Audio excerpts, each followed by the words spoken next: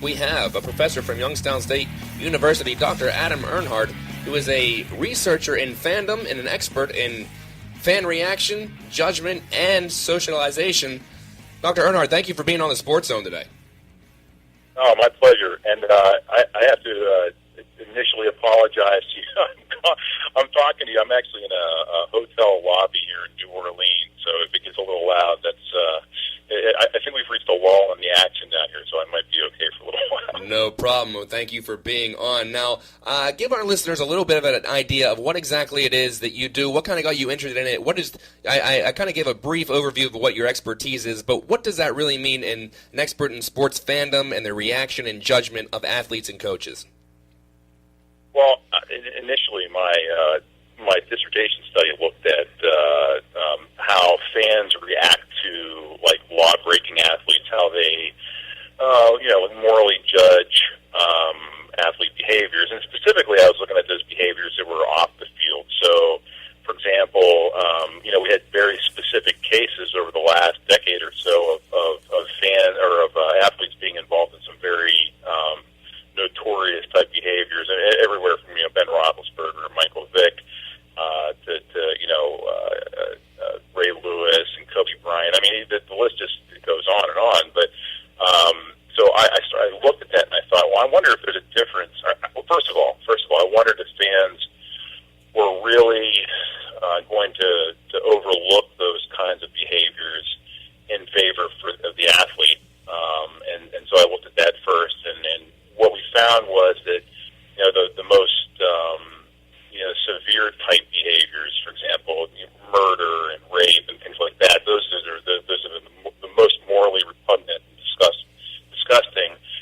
People weren't willing to really overlook, but some of the more trivial things like like cheating on your taxes, for example, fans seem to be more likely to overlook that. So that's kind of where I got started, and it just kind of blossomed from there. That was about 5 years ago I started that.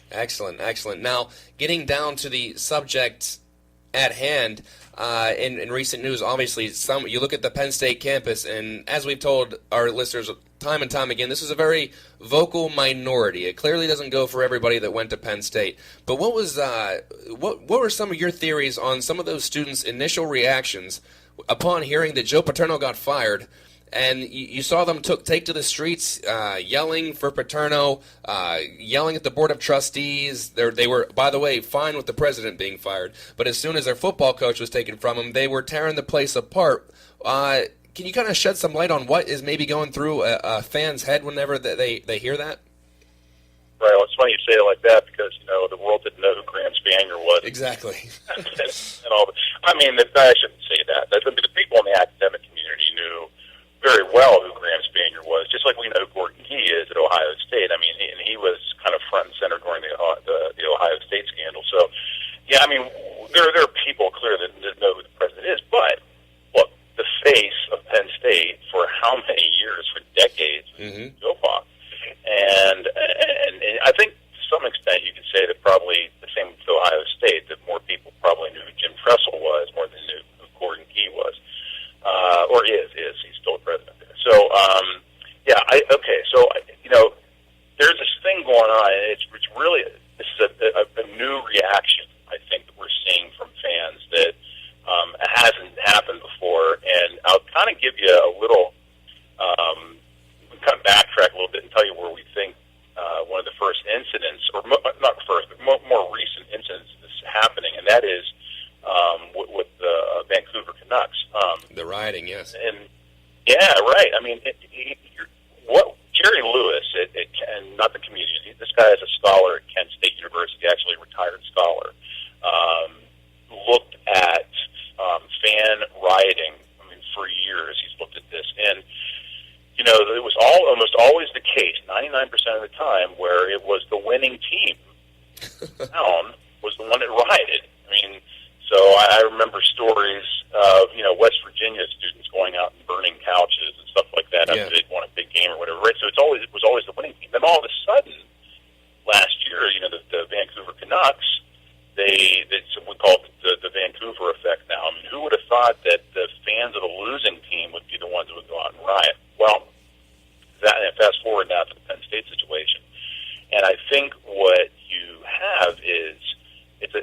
variable, and it's almost like this sense of entitlement, right? Right.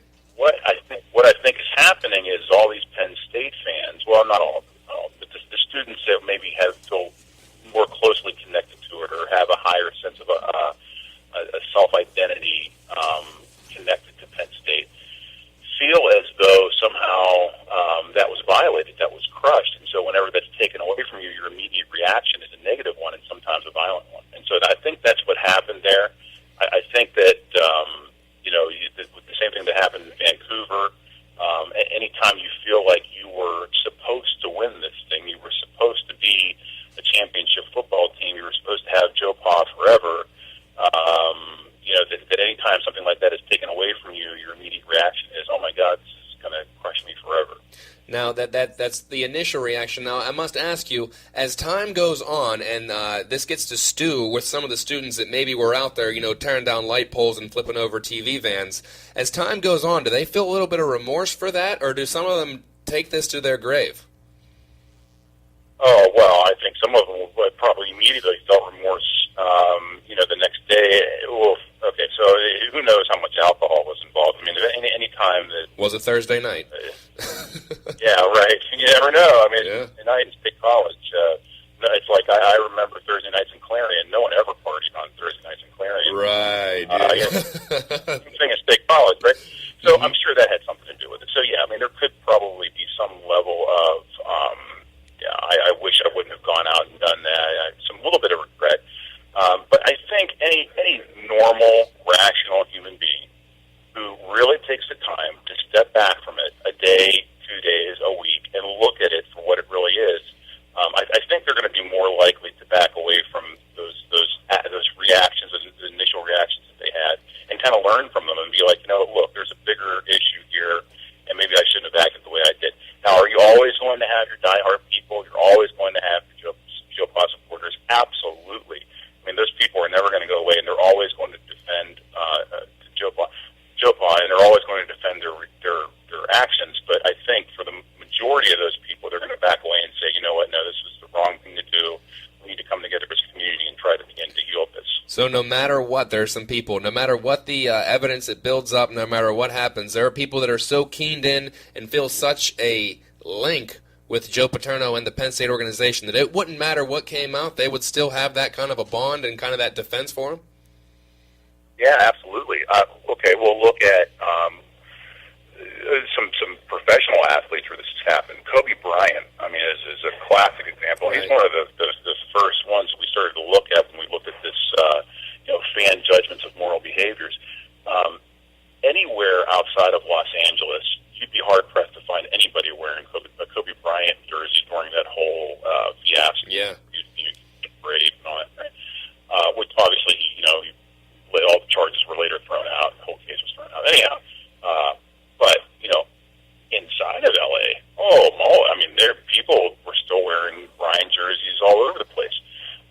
Fast forward to something a little bit more local to you with Ben Roethlisberger. I mean, there were plenty of diehard Steelers fans there who refused to take off that number 7 jersey, and you still saw many of them wear the jerseys even to the games, even where he was suspended. Mm-hmm. So last year when they were on the march to the Super Bowl, I mean, those first 4 games, people were still wearing those jerseys. And all was forgiven whenever they did make that Super Bowl run.